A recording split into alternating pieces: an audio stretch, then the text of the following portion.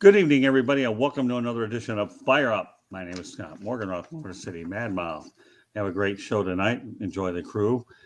And before we get into that crew, I want to talk about we have a wide range of topics we're going to talk about from baseball, including some of my NASCAR exploits over the weekend at Homestead-Miami Speedway. Had a really wonderful time working with my pal Russell Branham, and I'm looking forward to working on more projects with my man Russ. I'll divulge them at a later date, and I'll get into some basic race information, although my crew won't have to comment on it. It's just something I want to bring out here as well. With that said, I'll introduce my crew to you. Greg Fuchs. Welcome back, Greg. Good evening, everybody. Glad to be here. And a pleasant surprise to the crew tonight, my boy, Eric Concrete Dump Cats. Good to be here. Yeah, Eric's my adopted son. Anytime I can bring my boy on, I'm proud as heck to do it. So, and my favorite whipping boy, Madman Mancini. Welcome back, Marco. Always a pleasure to be on the most watched and most seen show across the country on Monday nights. Yeah, we're tearing it up, aren't we, Mark? Yeah. Yeah, we're more ways than one. Yeah, well, we'll make Greg feel a little bit closer to home with the first topic. The Steelers lose to the Dolphins 16-10. At least those Dolphins didn't have a quarterback that got knocked out. They were able to see the game. So, Greg, just give me your quick take on the Steelers and the Dolphins. I know Mancini's depressed because he's a Pittsburgh guy, which is why I like to bring on topics that get under Mark's skin. No, I won't talk about Pirates tonight, but we'll talk about the Steelers. These make him feel somewhat at home, and the quarterback controversy that should be. I'll say this about that. Mitch Trubisky should have played the entire year, and I think they moved too swiftly with Kenny Pickett. I really do. That's a personal opinion. Greg, take it away. Talk about the Dolphins' 16-10 win over Pittsburgh. Yeah. One of my favorite sports quotes is never apologize for a win, and that applies to last night's game. Wasn't an exciting game, wasn't a well-played game, but they won, and that's all that really matters. Why'd they win? Turnovers was the big one. Intercepted Pickett 3 times, and Tua easily could have been intercepted 3 times, but the Steelers defensive backs decided not to catch any of them. And the other thing, you really got to give the Dolphins defense, especially the secondary, a lot of credit because they were missing at the start of the game 4 of their 5 top cornerbacks, and then in the third quarter they lost their starting safety, Brandon Jones. And they held the Steelers to 10 points. Thing that concerns me about the Dolphins, they started out like a house of fire on offense, but then they got into that habit they've had too often this year. They're moving the ball, but they can't put the ball in the end zone. They had the ball in Pittsburgh territory, I think, 5 times last night, settled for field goals 3 times, got stopped on downs a 4th time. And they were fortunate to win last night with 16 points. You're not going to win a whole lot of games scoring 16 points. So with Waddle and Hill and Mostert, they need to get that ball into the end zone more often. And McDaniel's play calling, I think, could be a little more creative at times. Well, the only thing I'll say about the Dolphins and the Steelers is I was at Homestead-Miami Speedway, and I had to navigate when I was going to leave there, so I didn't have to worry about the traffic jam on the turnpike to get home, but I'm not like I didn't know what's going on. I'm on the Dolphins media distribution list and I read up on what took place. So I had a lot of things to make sure I got back home without having to do too much with traffic. So with that said, Eric, give me your take on the Dolphins and the Steelers. Well, right now the Steelers are kind of a team in transition right now. They obviously they lost, Ben Roethlisberger, and he's been their quarterback for a long, long time. I think playing Kenny Pickett was the right deal because, how much better would they be with Mitch Trubisky? I still think it would be like the same result because, to be honest, Mitch Trubisky just is not that good of a quarterback. And, the Bears were wrong to draft him. You can say what you will about what happened with Deshaun Watson and obviously, Patrick Mahomes, we didn't know he would morph into what he's become. There's some luck there.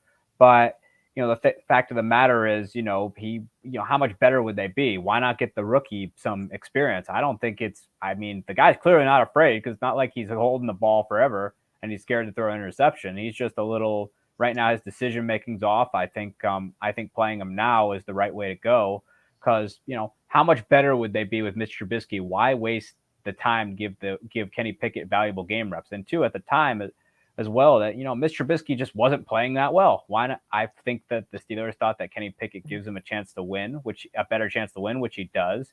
And why not just throw him in there? And then, he's a pro. He comes from a pro style offense. He's definitely ready made for it.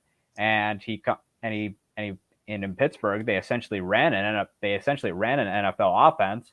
So, they weren't going with any of that the spread looks, which is ill prepared, which ill prepares quarterbacks for the NFL. Why not just give Kenny Pickett that shot to see what he has? Because it's not like Kenny Pickett's been awful out there. It's just, the decision making's got to get better, and, he'll learn from it. Pretty much baptism by fire is the best route to go. Yeah, well, you want to back that up. Troy Aikman definitely got baptized, and we all he got killed.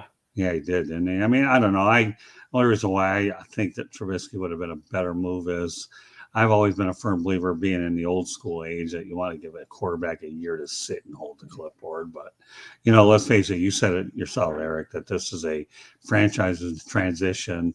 So I can appreciate both points of view. With that said, he should feel very good because he's getting a Pittsburgh subject on here because he never gets one on here. But we'll let Madman Mancini talk about the Steelers' loss to the Dolphins. I know he didn't want to throw out the Dolphins a win over them. And your take on that situation, Mark? Well, I think let me just bring the lumber out on this thing. That place looked like Pittsburgh South last night. There was a lot of Steeler fans in the crowd, but, right. We can agree to disagree with Eric here. And I agree with you on this, Scott, that I'm a firm believer you hold the clipboard for a year unless it's an injury, then you pencil a dude in. In that situation, I think Trubisky probably would have pulled that game out and they would have won 17-16. He wasn't worth a damn in Chicago, but he learned a lot under Josh Allen in Buffalo.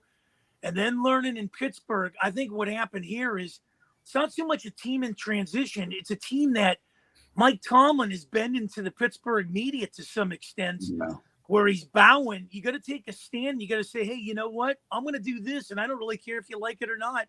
We're going to stick with this guy because he's not the reason they were 1-4 to start the season there. That offensive line was garbage.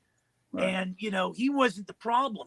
So I don't care who you throw back there. You got to build that offensive line. But going into Miami, if Trubisky was the quarterback in the last 2 minutes, they would have pulled that game out. And they would have been 3-4 heading into Philadelphia, and had another puncher's chance of knocking an undefeated team off the ranks. But I think Mitch Trubisky's learned a lot in the NFL. The guy that's a 15-minute car traces, and we don't want to talk about it tonight because I know it's a Miami show, is Trey Lance. That's a guy that was a wasted draft pick. Well, you know what? I don't disagree with that at all. Mark, you're right. Even though, I agree. I think Trey Lance to me had such a small sample size over, I believe it was North Dakota State, right? So, and now you're picking him with a high pick. Like, Mark, I definitely am with you all the way on that. I do. I got to agree with Eric on the Kenny Pickett thing. I think there's no substitute for the real game experience. And the Steelers and Pickett will be much better off come next year's training camp. Listen, I don't think there's a wrong answer to anything that what we're saying. We all have points of view is what I think. And Eric's right. Makes a lot of sense. So do you, Greg. All right, Mark. Well, here's the thing with Eric and now Greg on this. If you throw a rookie in the mix of this thing, he's got 4 games under his belt. You can't expect him to be a Dan Marino or Big Ben Roethlisberger. Right. He's going to take his lumps. And all you're looking at is the potential of the talent, maybe a little bit better than Trubisky. But he clearly blew that game in the last minute, overthrowing. He should have ran the 20 yards.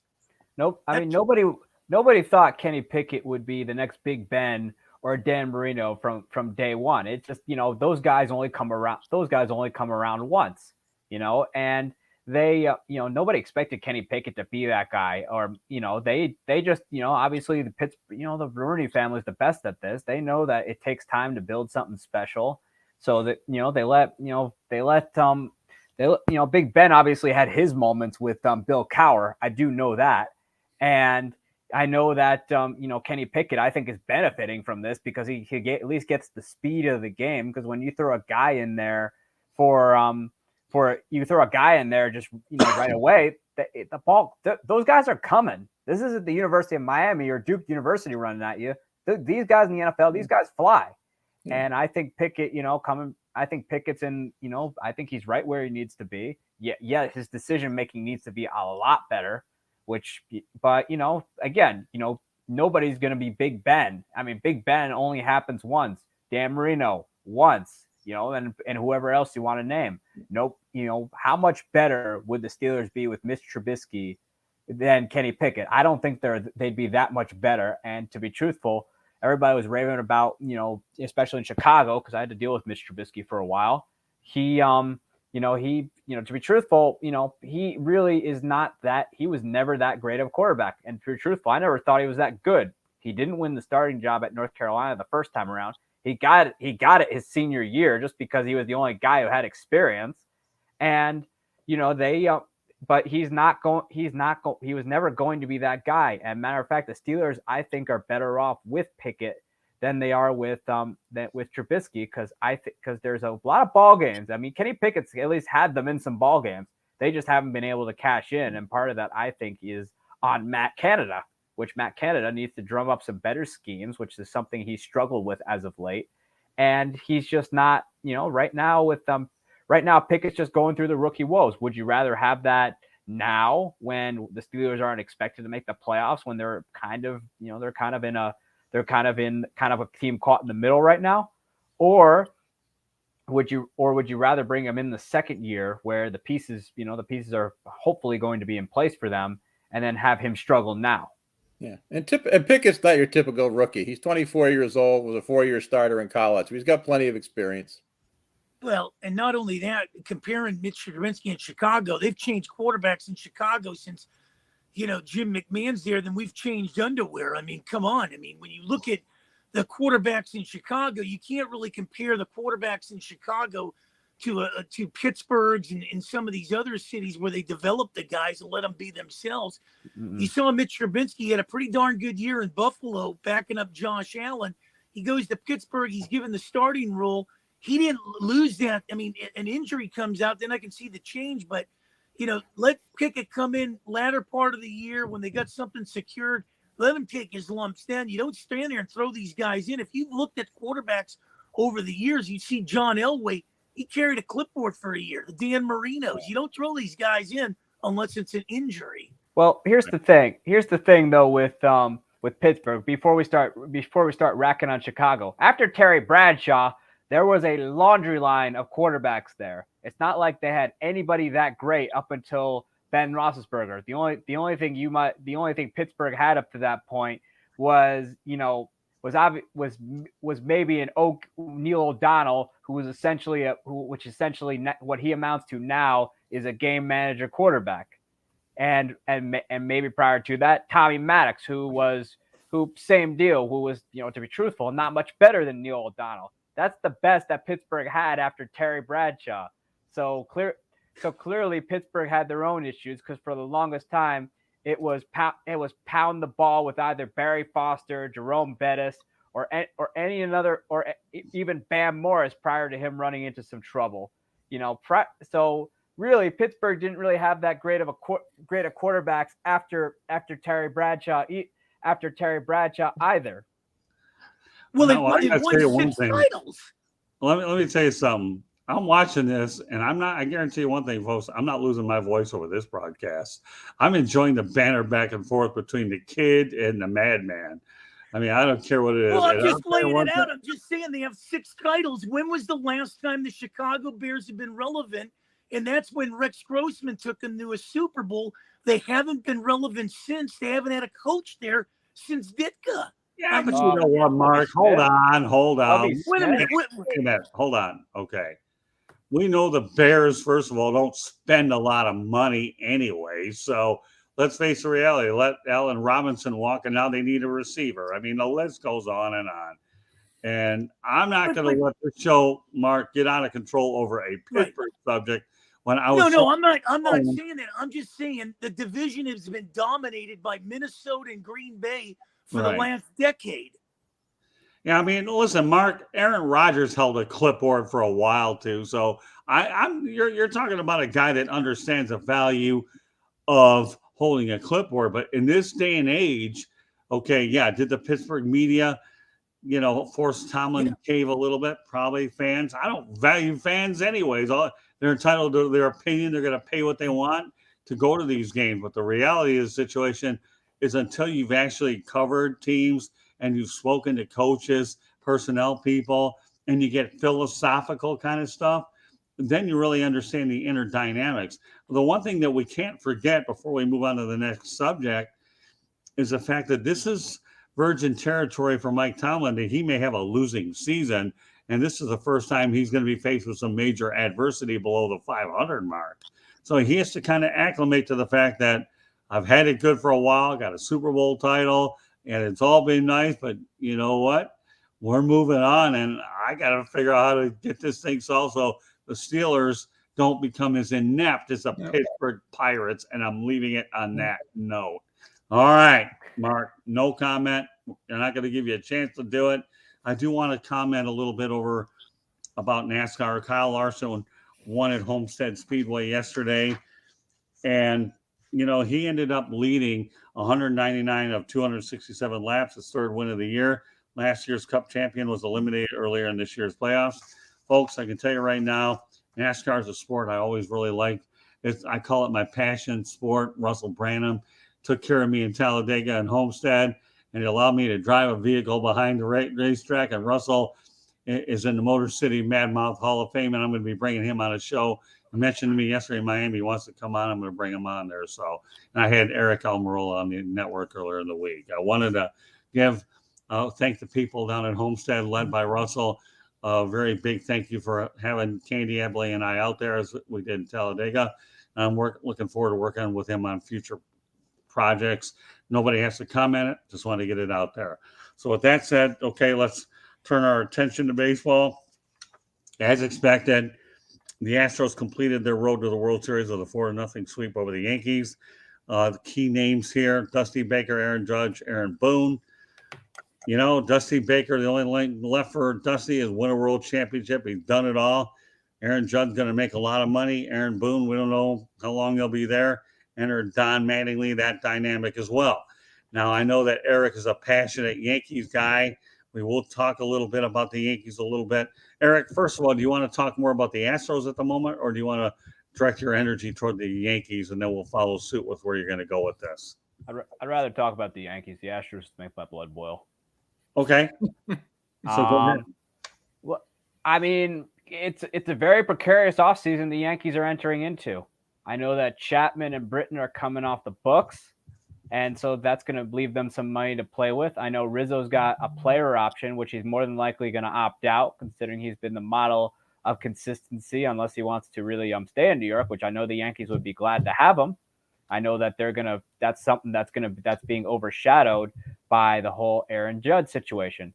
I think Boone signed a 3-year extension in the 2021 off season, so he's still got some time on that contract. Not sure what they're gonna do yet, but odds are Brian Cashman, love him or hate him, he's probably going to be back. I mean, if let's just say the Yankees don't offer him a contract, 29 other teams would love to hire a guy who's won multiple World Series rings, and he's proven he can do it. But the Yankees are entering a very precarious offseason. And it's something that's going to be really monitor, because there's a lot of moving pieces there. Okay. Well, Greg, so you want to talk about the Astros, or you want to talk about the Yankees, or both? I'll do both, but I'll start with the Yankees as a big-time New York Yankee hater. Wow. It was nice to see him lose. The Yankees, they need to do something different. They got too many older players who get injured. And the first thing they have to do, I don't care what it costs, they have the money. They have to sign Aaron Judge. All right. Now, if he doesn't want to play in New York City for some reason, I mean, there's not much they can do about that. But he was that team's offense this year. I mean, the Yankees' offense struggled big time in the playoffs. And you just look at the guys like Josh Donaldson, his days are best days are way behind him. But they still have good starting pitching. I mean, Cortez and Cole, their bullpen got decimated by injuries this year, so you have to assume that's going to be a lot better next year. So the Yankees can spend whatever they want, but they need to find some younger, more athletic players, in my opinion. As for the Astros, and you got to give them credit. What is this? The fourth or I forgot. I heard it last night and I forgot it. Fourth or fifth year in the last 6 years they've been in the World Series. Am I right there? Yep. But I mean, they don't have. When you look at the everyday lineup, it's not as talented as it used to be when they had Correa and Springer and all those guys there. But they just seem to get the hits at the right time, and I love their pitching staff. I mean, Verlander, McCullers, and that kid Valdez. I mean, I just think that guy's a stud. He reminds me of Kershaw with that big left-hand curveball. And then they got those guys who close out games for him. It sounds like I'm going to say Houston's going to win this World Series easily. I think this is going to be a great World Series. Astros are one of those. Phillies are one of those wild card teams. They're healthy. They're hot. They just seem like a team of destiny, sort of like the Washington Nationals were a few years ago. They're probably hitting better than any other team in the playoffs. I don't think their pitching is going to match up with Houston, but we'll see. I mean, I kind of disagree with that, especially with hitting wise. Number one, their bottom of the lineup became huge for them. Something that the Astros fans like to rank on all year. Obviously, Gurriel is a proven postseason performer. And at shortstop, replacing Carlos Correa was Jeremy Pena, who's probably more than likely going to win AL Rookie of the Year, who was getting the big hits for him. So there's still plenty of talent in the cupboard. And also they find something that was their Achilles heel for a lot of the time was their bullpen.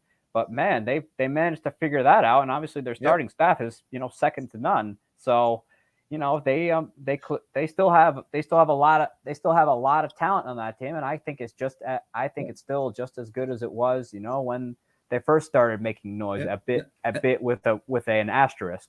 Yeah, they seem to come up with the big hits. Pena had the 3-run homer yesterday, and Bregman had the 3-run homer the game before. I mean, they just when they need a hit, they seem to get it. And Eric, hold on one second. Let me get this out there. Subscribe to the South Florida Tribune on our YouTube channel or visit www.southfloridatribune.com. And the advertise call 954-304-4941. The audio portion of the show can be heard on iHeartRadio, Google, Apple, wherever you get your podcasts. Also, if you have a hard time finding it through our website, just go to youtube.com, look for South Florida Tribune, and please hit subscribe.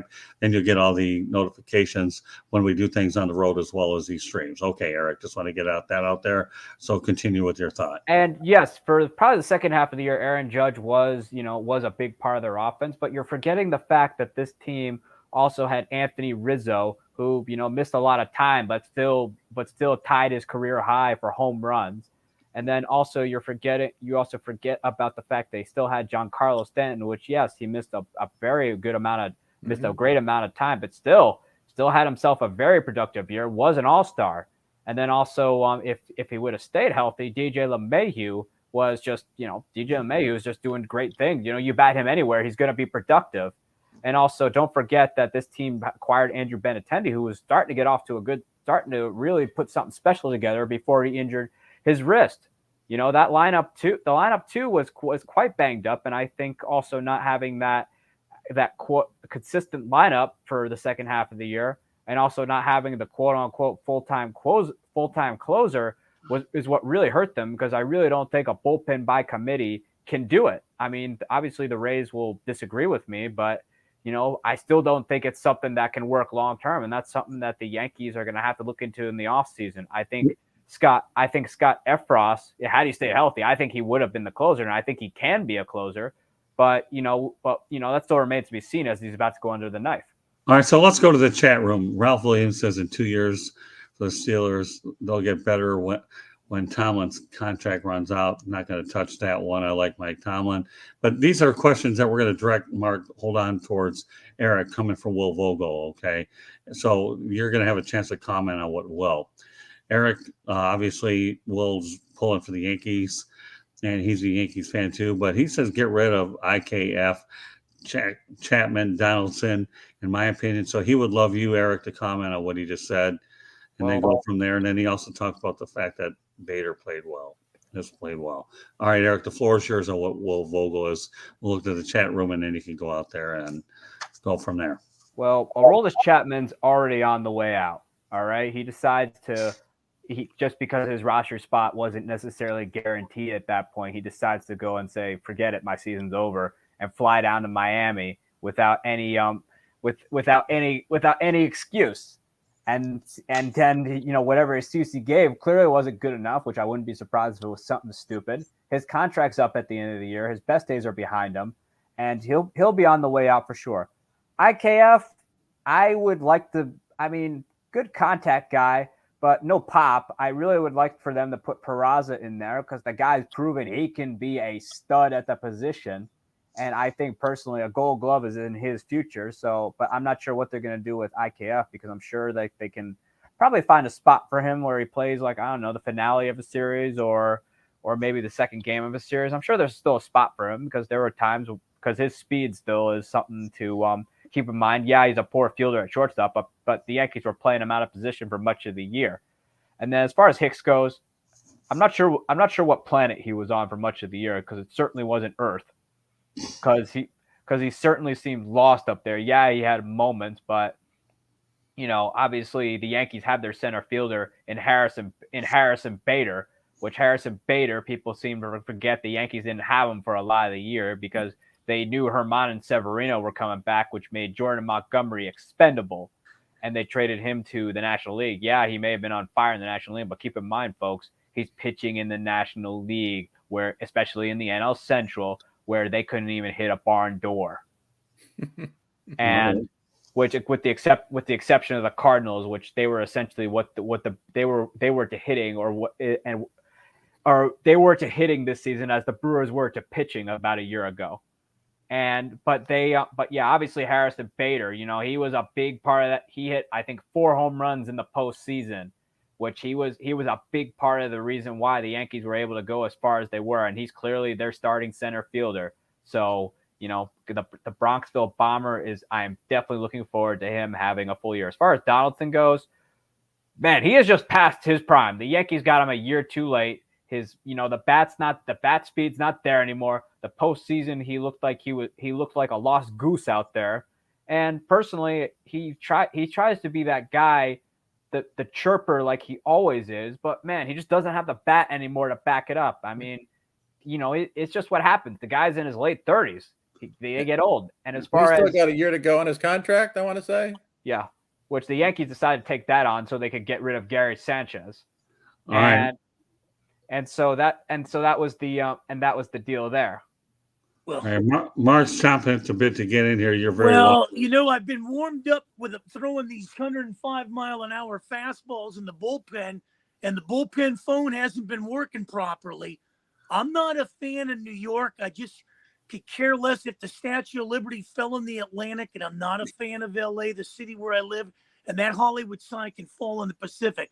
I will tell you, if you want to turn those two morbid franchises around, because I really don't give a damn about the regular season, hire a guy that's turned 4 franchises around, Dave Dombrowski. Give him the boatload of cash. He'll turn your organizations around. As far as Aaron Judge, he ain't coming to New York, man. I'm calling my shot right here on this show. He's going to San Francisco or San Diego. That's where he's going. As far as the Astros, all I keep hearing is the same talk with the New England Patriots. Blah, blah, blah. They cheat. They bang trash cans. They do this and they do that. They've lost Cole. They've lost Springer. They've lost Correa. They still win 6 straight American League Championship Series, 4 to 6 World Series. I don't know if they're going to win it, but that team in Philly's playing some good baseball. It's going to be an interesting series. I do radio in Philly. I'm going to stick with the Phillies in 6. That's fine. All right.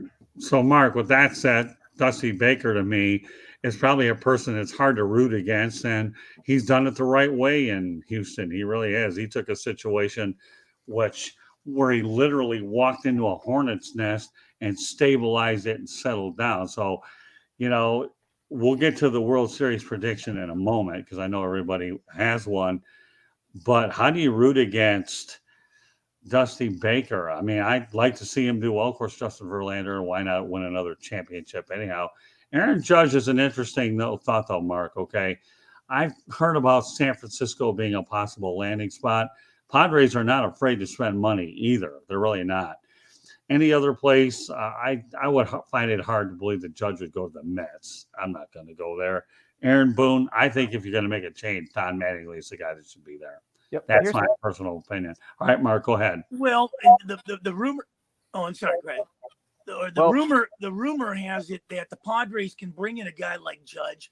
They still got 2 years with Soto to let him play his thing out. They get Fernando Tatis. They kind of tweak the pitching a little. Get, maybe another pitcher in there, blow one out in Clevenger. So this team's going to be dangerous. And if you get Aaron Judge in there, watch out. As far as Dombrowski, 4 teams, my friend, you can count them. One in your backyard, Miami, Detroit, Boston, and Philly. This guy gets in an organization, he turns them around. And you look at New York and you look at LA, these guys have been stealing money in Friedman and Cashman. They're afraid to spend it on the right people. Get a guy like Dombrowski, he'll turn your teams around. Well, Mark, let me point this out about Dave Dombrowski, and I'm glad you brought it up. Okay. He's good for an organization that has a plethora of prospects. When the cupboard is dry, then it's another story. I'm not saying that he's not a successful executive, because obviously you already stated why he is. Gave 4 reasons why. Unless this guy's got a bank account where they can bring in free agents, and just because you have a high payroll doesn't mean you're going to win it all. You need any example of that? What about the Yankees and Dodgers? They're not in the World Series. So, that's all well and good, but when you don't have a lot of prospects, he traded a lot of the Tigers prospects away to try to win quicker. And, it's one of those things where there's that fine line. I remember hold on, Mark. Okay, when I remember George Steinbrenner used to build strong farm systems. He had tons of coaches down there where when I covered the Florida State League back in the day in the 80s, Steinbrenner made sure he had a lot of coaches and whatnot way ahead of everybody else and spent a lot of money to develop these guys where they were worthwhile assets. But Dombrowski, to me, is certainly a good story, and we all know how the Phillies, we're going to get to them in a moment. Okay, but I like what the San Diego Padres are doing. The San Diego Padres turned the corner. And don't forget the fact that Josh Hader finally got it turned around a little bit toward the very, very end, and a trade that I think probably took the wind out of the sails for the Milwaukee Brewers and they've admitted that too, that maybe that wasn't the right trade to be made at the time, knowing they had club control of that. So the Padres, to me, aren't afraid to spend money. I know you are partial toward the Padres, Mark. If I can't read your social media posts, then I need another set of glasses, because I know what I know your Facebook rants are what they are. You try to rant a little on Facebook with the followers you do have, but I know you're boisterous on Facebook. We know that you definitely like the Padres. And, I've never heard the line that you like to put the Statue of Liberty into a body of water. That might be a different one. So, I don't think our New York listeners particularly care about you in that sense, because Madman Mancini, you never know how many death threats you're going to get. But, but hey, you know what, though? You have Ralph Williams. He could probably protect you from any death bodyguard of the Berg. I'd pay money for you to go in the middle of Times Square and say that. Yeah, I would too. Well, but the thing is, Eric, maybe you're just built for the regular season. I mean, have you ever thought of that? I mean, I agree. When you look at these two organizations, it was almost hand in hand how they blew these divisions out in June, and then all of a sudden you shot your wad and you had nothing to go in October. And this is a consistent pattern of these two teams. This is big market baseball at its best. And you're not built to play in October. Facts, lay the facts out where they are. You're just not built to play in October. Well, not only that, I always like to joke around with Pedro Martinez that when the Yankees had domination, the Yankees are my daddy. Well, if you want to trademark anything, Pedro, you can always talk about the daddy comments all you want. And now the Houston Astros are the Yankees' daddy. And Eric Katz is my son, so I'm okay with that. Well, here's the thing with yes, I do agree with your comment on being built for the regular season. At the moment, it seems like the Yankees are, but yes, that part, that all of that is true, especially as of late. But the thing about San Diego is, how do you expect them to spend all that money on Judge? Because they got a lot of money going. They got a lot of money, and where would you actually put him? Because Fernando Tatis Jr. is going to come back, and he's probably not going back to shortstop because Ha-Seong Kim has proven to be the better of the two defensively, and he also has some pop in his bat. So so that probably means Tatis Jr. is probably roaming somewhere in the outfield. Now, as far as Judge goes, they obviously that lineup, even without Judge is still built to bash. So, but where San Diego only has so much money to go around. Well, the problem is that's true, Eric, and they could get hit with the luxury tax. They don't have anything to show for it as well. So they're not LA or the Yankees where they have a nice prestigious television deal that will bail them out of that, particularly the Dodgers, who will spend so much money against the luxury tax they don't care if they reach the maximum tier of spending. But so let me ask you, Eric, what have they won in 4 decades? I'm not counting 60 games in 2020. What have they won since 1988? And how old were you? The Yankees? How old? The Dodgers? What if the Dodgers won? They haven't won a World Series playing 162 games in almost 4 decades. Trust me, there is no love lost between myself and the Los Angeles Dodgers. To be truthful, I cannot stand them. I'm just going what by. What have you won since 2009 or 10 or 8? You want 2009? Well, want me to hit you in a sore spot? What have the Pittsburgh Pirates done the past few years? But they're a small market team. So you're going to make that excuse? They're a small market team. We're playing on house money. We're not supposed to do anything year in and year out, and the Padres could be thrown in that category too. They just inherited a lump sum of money from a dead uncle. Now they're spending it, but they're spending it in the right way and frame of mind to contend. And they got a good GM in there, and AJ Preller, who's a riverboat gambler. And before that, it was Theo Epstein. I wouldn't call losing in the ALCS to the Phillies, who fired their manager mid-year. Otherwise, their team wouldn't even be in the playoffs. How different are you than me and the Pittsburgh Pirates? You just prolonged the inevitable. You went a little further than I did, but you're not winning anything either. Well, I at least have an opportunity to go somewhere. Yeah. One thing great about baseball playoffs is, unlike the NBA and the NFL, where the best team generally wins, in baseball, if you make the playoffs, anything can happen. Yeah. You get hot, you got a couple of good starters or a strong bullpen. You never know what can happen. So the Yankees are there virtually every single year. They just haven't won the World Series. It's hard to win a championship. Greg, if you win a division title in 9 out of 10 years, you got more than a puncher's chance to get to the World Series and win it. Well, we've seen the wild card teams make noise. Take a look at the Phillies. Well, that's why let me finish, Mancini. You've had your turn. Here's the thing. Unlike your team, the Yankees at least have a chance to win it every single year. They been able to get it done? No. But this isn't the first time the Yankees have had a title drought. As annoying it may be, this isn't the longest time they've had a title drought. They've had longer droughts than this. But as far as that goes, and don't give me the small market thing, because Oakland for a little while seemingly was in the playoffs every single year at one point without spending money. And look at the Rays. The Rays you can never count out because they come out and put together some quality ball teams, no matter how much I despise them. So don't give me that Don't give me that part. Let me finish, Mancini. You've had your turn. You have the Rays are just, take the Rays for example, just like the Pirates. Don't spend a lot of money. The Pirates, I'd argue, say they have more money because the people of Pittsburgh, you actually got yourself a nice ballpark on the river right there downtown Pittsburgh. But the thing, so every team, no matter what the market is, whoever has the X amount of wins, clinches a wild card or clinches a division. Hell, the Rays have clinched a division, for crying out loud. They actually, prior to the Yankees doing it, they took care of it 2 years in a row. Yes, it wasn't a legitimate year, but they made it to a World Series. Something Pittsburgh can't. Your sorry Pirates franchise can't say they've done in recent years. Unless you count going to the wild card round of the playoffs and getting absolutely bounced into the Allegheny River.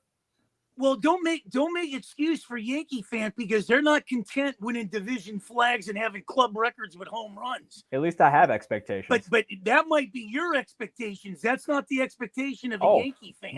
My Yankee fan wants the World Series every year, year in and year out, and you're not getting it again this year. So what's that? 12 years running? I've seen this dog and pony show. You sound like a poor market franchise that's gotten so over screaming and yelling at your buddy Bob to finally do something that you find something else to make fun of. That has to be the most. Well, no, it's a small. I understand. Let me city. Now I understand it. Yo, Marky Mark, let me finish. I keep giving you the floor. You seemingly go on to the floor when I have something to say. Here's the deal. I'm not content with it either. I'm really not. The Yankee fans are definitely not content with it. My expectations, first off, how dare you assume that my expectations are a division title? They're not. Well, you just you said I have the floor. Now let me have it. No, but here's the thing. Yes, I want a World Series ring just as bad as everyone else. I'm just stating the fact that I at least have a chance to win it, like anyone else. They made it to the ALCS. My team at least has made it that far. And as far as the Pirates go, you said small market franchise earlier. Look at the Rays. The Rays have done some damage in October in the past, so it looks like you have some catching up to do while your team free falls into the Allegheny River if it doesn't already. Eric, I love you, man, but just tell me you want to be a bridesmaid. You tell me you got a chance. Who cares about a chance? Win the damn trophy. That's all. I would love to win the. That's all that matters. I know, but at least I've won it in recent years. Well, I can say one thing. I can say one thing. I won't lose my voice watching you two guys. And Mark, let me give you a little bit of words of wisdom, okay? Eric is one of my best commentators on my network. And I say that because if you think you're going to win an argument with him, then if I were you, I'd go on your other 30 million podcasts and try, because my boy here knows his stuff. There aren't many people. Yeah, I think you have a vendetta against certain teams, and that's why you're boisterous on social media. But my kid here, and he is my adopted son, Eric Katz, Mark, okay? I know you don't see him a lot, but if you think you're going to beat him in a debate, my friend, good luck. There's no. Hold on, Mark. No, I have the floor. Yeah, okay? You got the floor. Okay, yeah, and I do have the floor, okay? My kid is a bright kid. I love my boy. He is my boy, and you're my brother from another mother, okay? We're tearing it up everywhere. We're probably tearing it up big time. And I have a front row seat to watch you and Eric and Greg and I just got to watch it. It's like a boxing match with you two guys, maybe a little generations apart. Well, let me get ready to throw the left hook here. It's never been a vendetta. It's pure facts laid out that maybe some people in some cities can't handle. Gosh, you sound like the Who's from Whoville, and Horton hears a Who. No, but they're proven facts. You had just stipulated that says you got more money than me, and I said you're right. You got 3 times, maybe 5 times more money than Pittsburgh. But when you start breaking this thing across the board, how come the Jets and the Giants haven't won nothing to the Knicks and Rangers? If you want to adopt New York here, I'll stick with my Pittsburgh franchise. Well, I don't. We're not talking about hockey. Okay, we're not talking about basketball. You let me have the floor, Mark. You've been interrupting all night. You learn your manners. Let's lay this out, okay? Every team, when they go to the postseason, has a chance to win the whole thing. As Greg pointed out, as you said, Greg, that anything can happen. The floor is very even. The season's very even. It doesn't matter how dominant of a team you have. Every team has a chance to go and get it done. The Yankees, who go there just about every single year, have a chance to get it done. Even through last year's quote unquote off year. Have they got it done? No. Do I want them to get it done? Abso-freaking-lutely.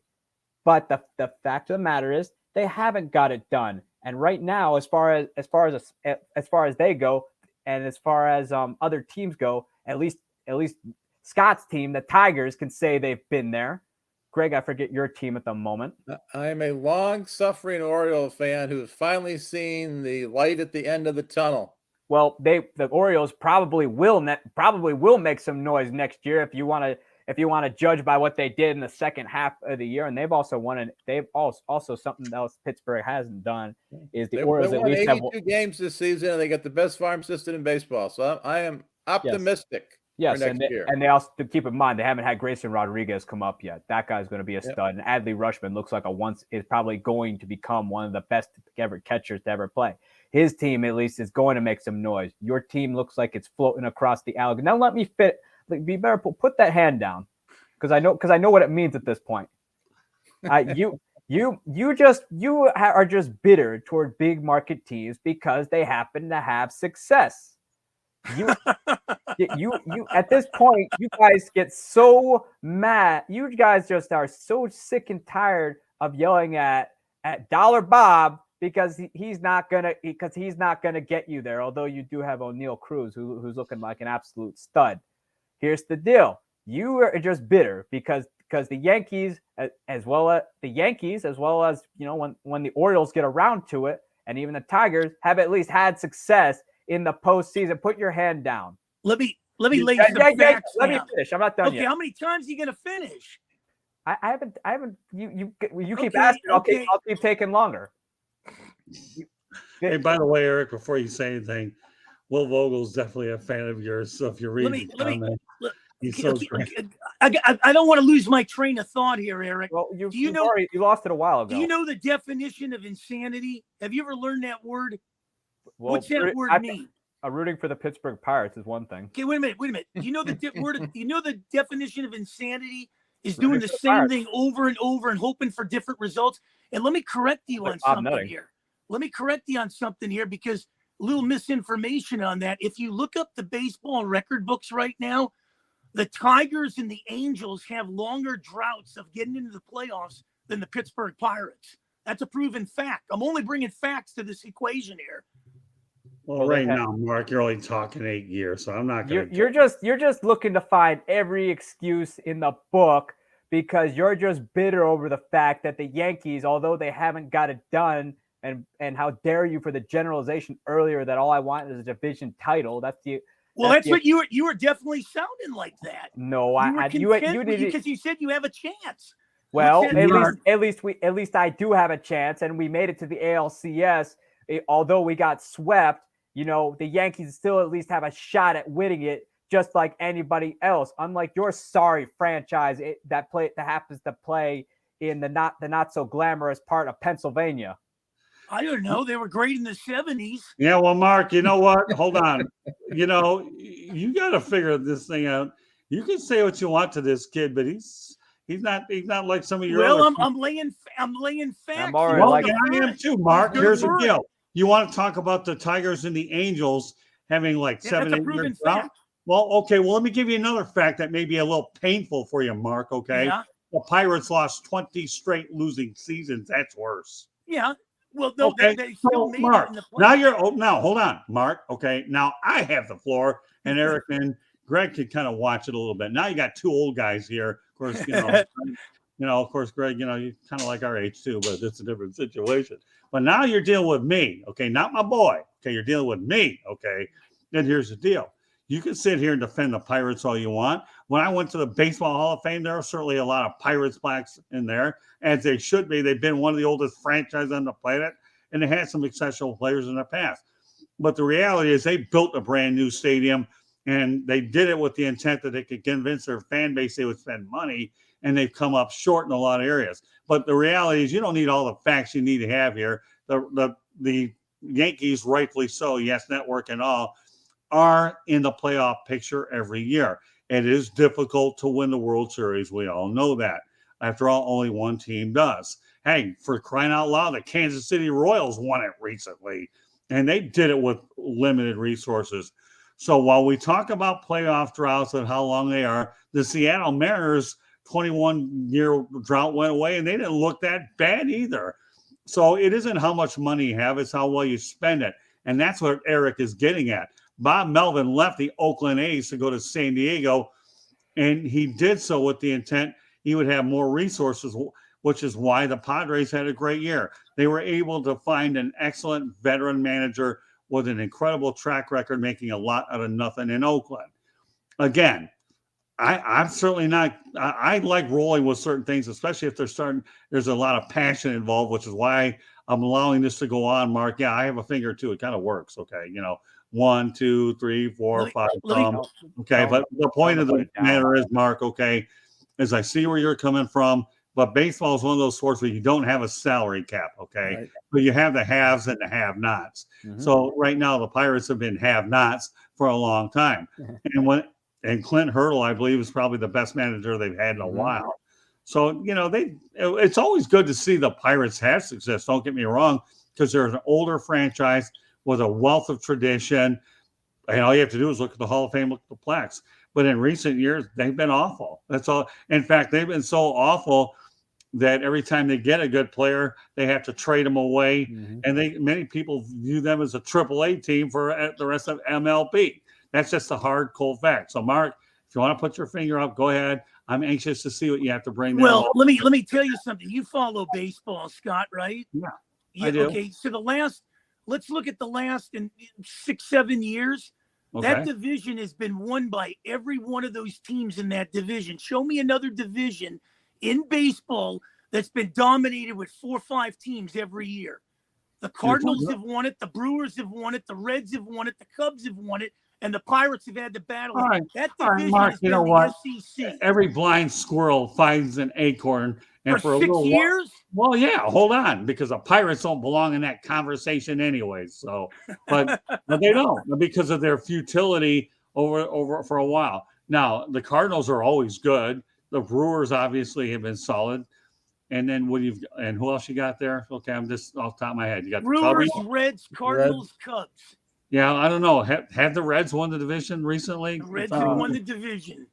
Not recently. Not recently, they haven't. If you go back to probably 20. You do know how to work Google, Mark, right? Okay. Find out when every one of those teams in that division has been to the playoffs. Show me another division that's the last 5 years, every team has been to a playoff. The AL East. The Orioles haven't been there. Yes, they have. 2000, they won the division in 2014, had a wild card. I'm talking the last 5-6 years. They haven't all won. Right.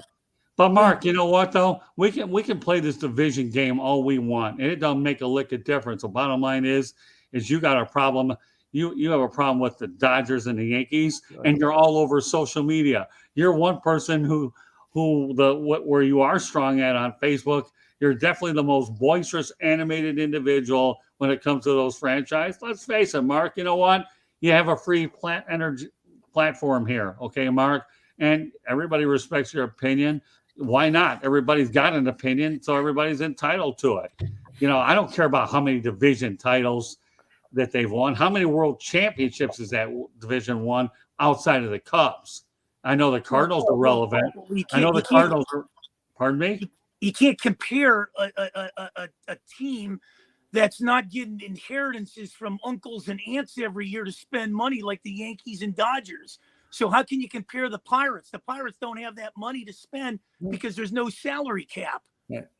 Well, it is tough for small market teams in baseball. Well, yeah. I mean, the reality of the situation is you had a lockout that lingered for a while, and a lot of us thought that a lot of it would bridge the gap. Now, again, we're not going to get into that tonight because I still have a couple of topics I want to get to, but I feel we're on to something, so that's why I'm riding with it a little bit longer. And Mancini, I know it's never past your bedtime out in L.A. because this is a East Coast, Midwest show kind of thing, but the reality is, and we know your dinner can wait. If not, just go ahead and make a TV dinner. You'll be all right because you're on TV. I got another 15 minutes to throw some more lumber on this. Yeah, well, that's good enough. Don't worry. I'll make sure these other ones. But the problem is all of a sudden we have a fire-up show, and what came out of it was a boxing match. So, but that's okay. We cover all sports, including boxing. Round 1 of Eric versus Mark Mancini, and I've enjoyed every bit of it. How about the rest of you guys? It was fun. No, it has been fun. So, all right, the reality is, Mark, okay, we could sit here and talk about divisions, who's done what. It doesn't matter. The reality is you have the Houston Astros and the Philadelphia Phillies, which should be an interesting series for sure. It is. And I tell you right now, the Philadelphia Phillies. Any other thing about our explosive topic about the Yankees and the Astros? We're not bringing any more Pittsburgh stuff. We got more stuff in Pittsburgh than I've had in ages since I did a broadcast on a remote. Or Eric, did you make your point? Mark, did you make your point? Yeah, I'm good. Everybody on point with the Astros and the Yankees? Okay, so Greg, I got to tell you, man, you've been the biggest darn trooper on the planet, so I'm sure you're probably enjoying the show, aren't you? Well, I can't wait till next year. We're talking about those playoff bound Orioles. Yeah, okay. Well, that's okay. I'll make sure you're on that. If you talk about it, we know you're not afraid to write about it, and I'll expect you to write a story on that. But that said, we'll talk about Philadelphia. And Mark, I got to tell you, you and Eric have been a blast. You know, I've had such a worn-out weekend, and for me to end my Monday night with you and Eric on the show, to me, has just been absolutely tremendously fun. I've really enjoyed the banner you two have had. This will be one of the most memorable shows I've ever had in recent memory because of the back and forth between Mark and Eric. And I think Jacob Will said, I would love to see Mark and Jacob debate sometimes. And we're talking about Jacob.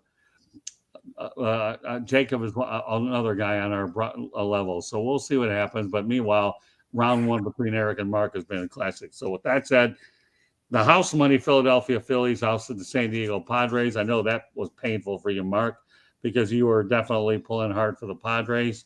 Yeah. But let's face reality. I saw the Phillies play a few times. And when you have a lineup like Hoskins, you have Schwarber, Harper. Keep going, Eric. Harper. Let's see. You got Wheeler in there. Yeah. Castellanos.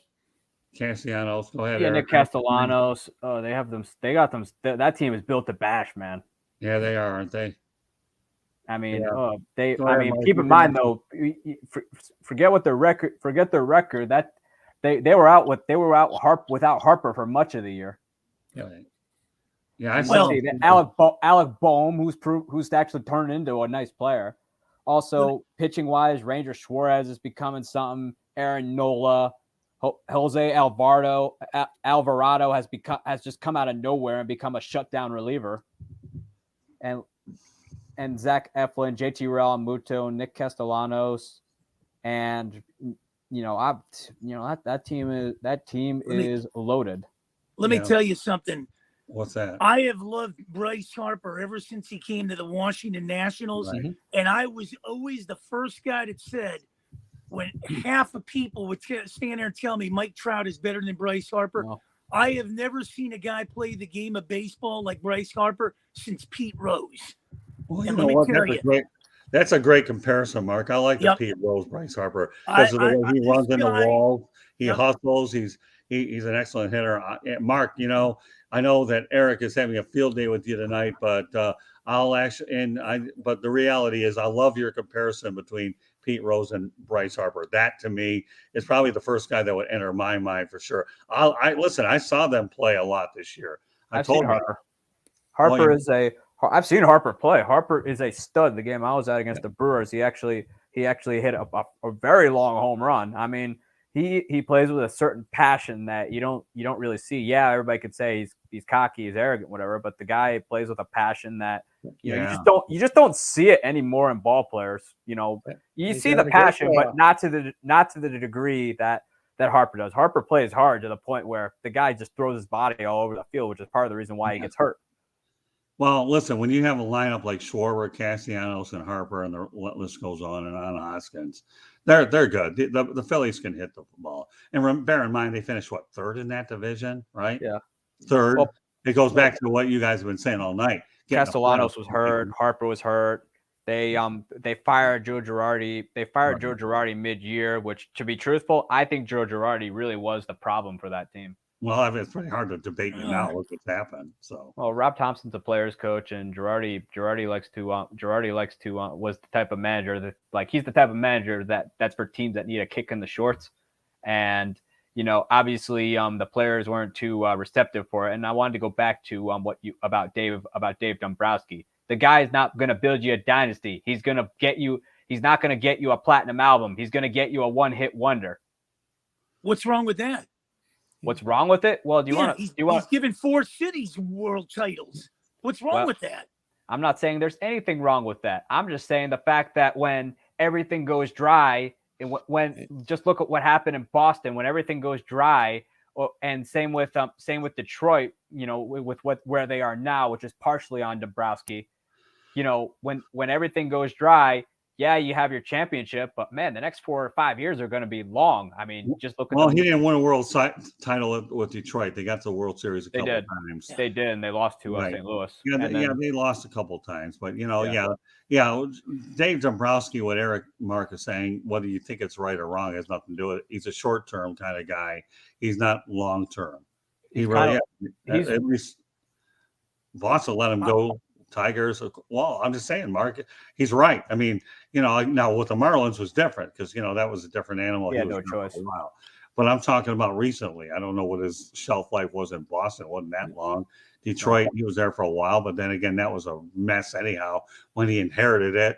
And of course, now he's with Philadelphia, and he actually came from Philadelphia because he was trying to put a franchise in Nashville, but he got the opportunity to go with the Phillies. So, but Joe Girardi will land again. I know that at some point there will be another. And Rob Thompson's done a good job. He's been able to keep these guys together. So, it goes back to the old theory: just get in the playoffs, anything can happen.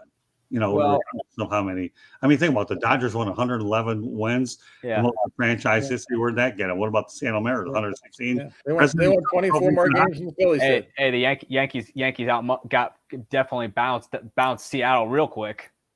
That's what I'm saying a long time ago, Scott. It doesn't mean nothing the regular season. All you got to do is get. Yeah, Mark. I mean, you're not telling me anything I haven't heard before, Mark.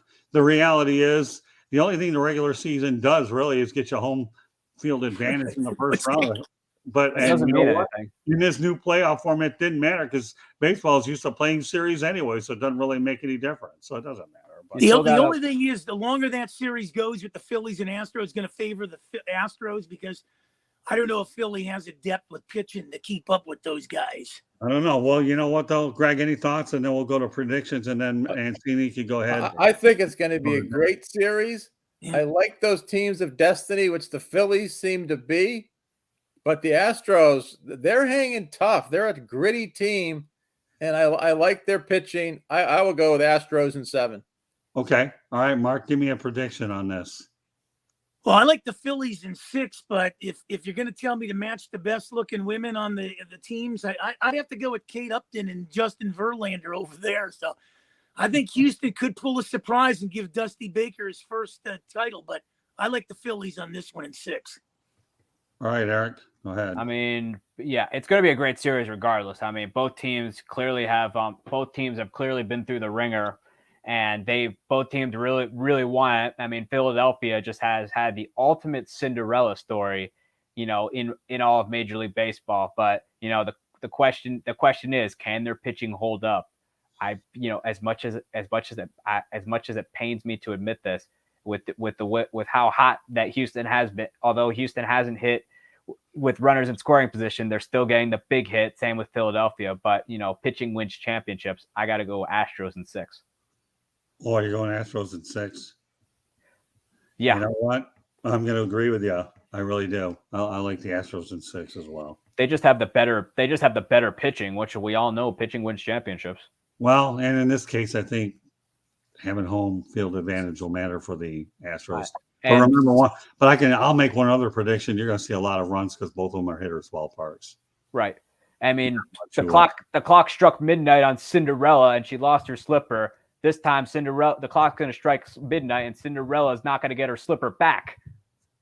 Well, the reality of the situation is, I've said it all along, that the Phillies are on house money. Nobody expected them to do anything.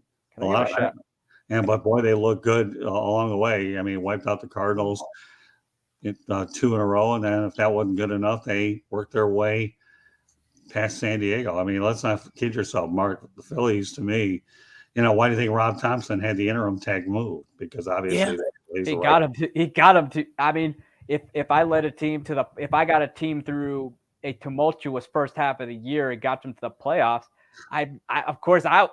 if that manager guided him through that point, I too would remove his interim tag and I would sign him to a nice extension. I wouldn't be questioning his contract. Well, that's true. It was a tumultuous first. I guess you and Mark can at least agree on that, anyways. I got to tell you, though, you know, just watching you two tonight, I mentioned earlier, it's been a whole lot of fun. I've never seen Mancini get jacked up like this, the way you went out there and gave it to him, Eric. So the fact that you got Mark really charged up, you got that noggin of his working a little bit. Eric, you know what you got to let Mancini know about the concrete dump. This is his first rodeo with it. Oh, that was because like first show in, it was something about we were talking about something about the Expos or whatever, and we know Olympic Stadium is Olympic Stadium's a dump, and of course I knew it was made of concrete, so I call it just a concrete dump because that's what it is. I'm surprised somebody hasn't. I'm surprised one of those concrete things that seems to fall hasn't fallen on somebody and killed them. Oh, funny. Well, I'll tell you, next week's Halloween Havoc, a little hell in the cell. We're going to bring some more lumber out of Pittsburgh into this thing. Going to be jacked up next Monday. Why, you got somebody lined up for us to talk about? I'm ready for the throwdown or the madness on Mondays or whatever next week. Is the same crew coming back next Monday? Halloween Havoc. I don't know. I'll make that judgment. Before we go there, let me say this one more time. Subscribe to South Florida Tribune on our YouTube channel or visit www.southfloridatribune.com. And the advertise, call 954-304-4941. The audio portion of the show can be heard on iHeartRadio, Apple, Google, wherever you get your podcasts. As well, if you have difficulties finding it from the website, just go to youtube.com and hit the subscribe button for South Florida Tribune, and you'll have access to all our remote videos as well as these streams. Every now and then we have a stream that really stands above them all, and this one will be in my memory bank for a long time. Also, you can reach me at Tribune South of Wells. Special shout out to Candy Abling, who does a great job not only with her photos with the South Florida Tribune, but also posting the content up as well as the broadcast, and fills in substitute for me. She's just my MVP. I don't care about anything else. She, to me, is an MVP. And you guys have been a lot of fun tonight. So. I love Greg, but I'm just going to remind Greg 71 and 79. Now, whatever. Okay, Mark. From forever ago. Mark, you know what? I was waiting for you. I was waiting for you. It's been 39 years since the Orioles won a World Series. So with that said, Mark, I know it's past your bedtime, so why don't you let everybody know how they get a hold of themselves? XM 203, Sirius 217, WWDB AM 860. I'll probably face a firing squad Thursday in Philadelphia. Yeah. But that's okay. I'll put up with Sal, and then I'll wrap that show up and be a part of the one on Friday with you guys. Sports Talk Saturdays moved to this Friday, and a host of others, ones across the thing with Pirtle and all those guys. And unbelievable. But this is the show I really enjoy on Mondays, baby. You guys throwing Eric Katz, Greg Fuchs, me. Yeah. Bring it, man. Yeah, well, I will say this before I turn it over to Greg and Eric to conclude this thing. I do enjoy working with you and Bruce Kessinger. That's a show that I have a lot of fun. And I know that we're starting to build a good following there. So, one of these days, if Bruce ever gets his camera situation, we'll bring him on here. But if he doesn't, at least I look forward to seeing him once a week anyhow, unless something comes up, and that's very rare. So with that said, Greg, why don't you let everybody know how they get a hold of you? Yeah, you get my articles on the southfloridatribune.com. You can follow me on Twitter at GFuchs, at Gregory Fuchs. And one final thought. I'm calling out South Florida football fans. They should be embarrassed as hell. The Canes game on Saturday, that stadium might have been half full. And then last night, as Mark mentioned, that was probably 50% Steeler fans in the stadium. The week before, because I was there, was about 1/3 Vikings fans. Now, the Dolphins, for the first time in forever, have a waiting list for season ticket holders. So how the hell are all these fans getting tickets to Dolphins games? Dolphins fans, if you're a season ticket holder, don't sell those tickets. Show up at the games. I got to go back to the chat room, Will Vogel. Yeah, Jacob Christner would give Mancini a run for your money. I know that. And, of course, the partnership with Sideline and South Florida Tribune is great. So, yeah, you never know. I mean, now that I see what Eric has done to markets, certainly intrigues me. It gets my wheels turned. All right, Eric, wrap it up. Let everybody know how they get a hold of you. You can follow me on Twitter at Sports Team News, where I talk about everything and anything New York Yankees, but with the hot still gearing up. And you can subscribe to my work on bellyupsports.com. And he does a great job. I love Mark. I know this is your first rodeo with Eric, but I love this kid. He does an unbelievable job, and his knowledge is off the charts. As soon as I met him, I love him, man. I just got to Mark. He looks like a little Kent Covey What look. little you know about Twitter, Mark, because you're not as big on it as you are Facebook. I found Eric on Twitter, and once I got him on the phone first time, I knew he was a fit for what we're doing. And boy, he certainly has made me look like a genius. With that said, okay, I really enjoyed this episode of Fire Up, because we definitely were fire up tonight. Greg Fuchs, outstanding job. Man Mancini, good to have you back after 9 o'clock. And, of course, Eric Katz, you're my MVP and my boy all rolled into one. Mm-hmm. What can I say? I'm proud of my boy. So with that said, on behalf of Greg Fuchs, Madman Mancini, and Eric Katz, my name is Scott Morgan, Route to Motor City Madmouth. Thank you for joining us on this edition of Fire Up, and we will catch you the next time. Have a good night, everybody, and hope you enjoyed the boxing match we had between Madman Mancini and Eric Katz. Good night, everybody. Good night. Good night.